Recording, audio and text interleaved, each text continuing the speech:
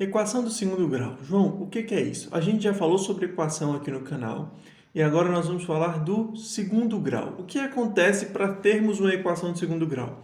O maior expoente da variável vai ser o número 2. Então, a gente vai ter uma incógnita nessa equação e o maior expoente dela vai ser 2. Ela vai ser elevado ao quadrado, certo? Então, a equação do segundo grau vai ser toda a equação escrita nesse formato aqui, ó. Ax² mais bx mais c igual a zero, onde a, b e c são números reais, pertencem aos reais, porém o a tem que ser diferente de zero. Já já a gente vai conversar por que o a tem que ser diferente de zero, tá bom? Mas antes disso, a e b são chamados de coeficientes e o c é chamado de termo independente. Por quê? O valor dele, o valor dessa parcela aqui, ó, vai estar definido a partir do c. Ele não depende de um x, certo? Ele não depende de nenhum outro valor para que ele exista. Então, ele é um termo independente. O valor de c vai ser sempre o valor de c. Beleza? João, por que é tão importante dizer que o a tem que ser diferente de zero? Olha só, vamos pensar um pouco. O a é um número real, certo? É um coeficiente que acompanha sempre o x ao quadrado. O que aconteceria se o a fosse igual a zero? Se o a for igual a zero, 0 vezes qualquer valor de x ao quadrado aqui, esse resultado ia dar zero. E o que ia sobrar? Essa equaçãozinha aqui, ó, que é uma equação do primeiro grau, certo? Então, se meu a não for diferente de zero, eu não tenho uma equação do segundo grau, porque eu preciso que o x ao quadrado exista. Eu preciso que exista a minha variável elevada ao quadrado, tá bom?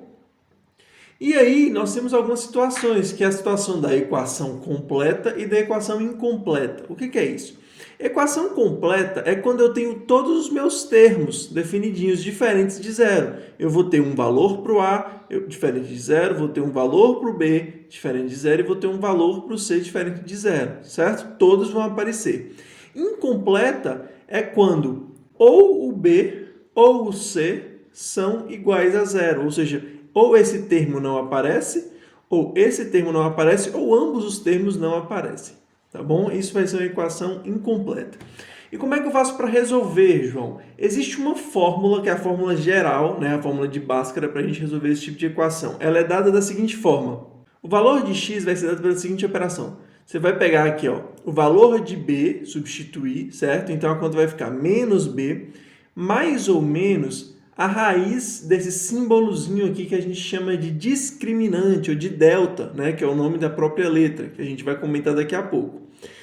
Todo esse valor dividido por 2 vezes a, ok? Quem é esse discriminante? Quem é o delta? Ele é dado por b ao quadrado menos 4ac.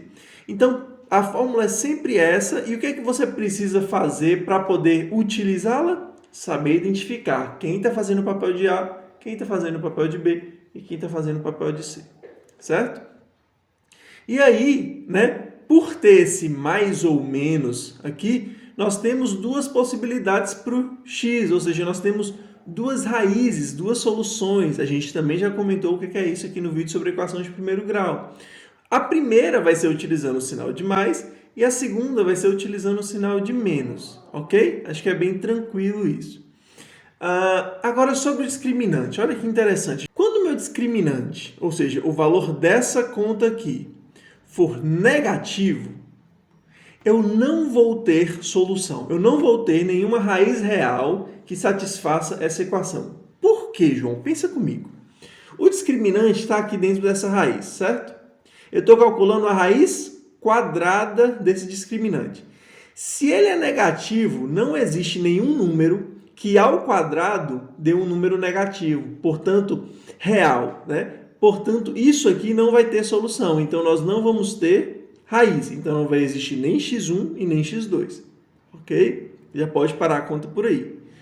Se o seu discriminante for igual a zero, o que vai acontecer? Ó, no lugar desse delta aqui, né, no discriminante vai entrar o zero, ok? Então vai ficar menos b mais ou menos, a raiz de zero é zero. Então, menos b mais ou menos zero sobre 2a.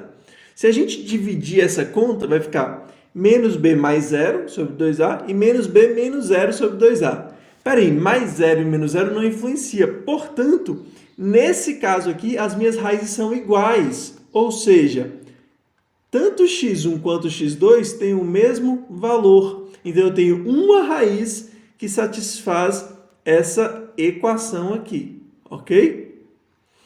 E se meu delta for positivo? Aí sim, eu vou ter duas raízes distintas. Por quê? Esse cara vai ser um valor positivo, ele vai ter resultado. Então, eu vou, nesse caso, adicionar esse resultado e, nesse caso, subtrair o resultado. Então, aqui eu tenho duas raízes distintas.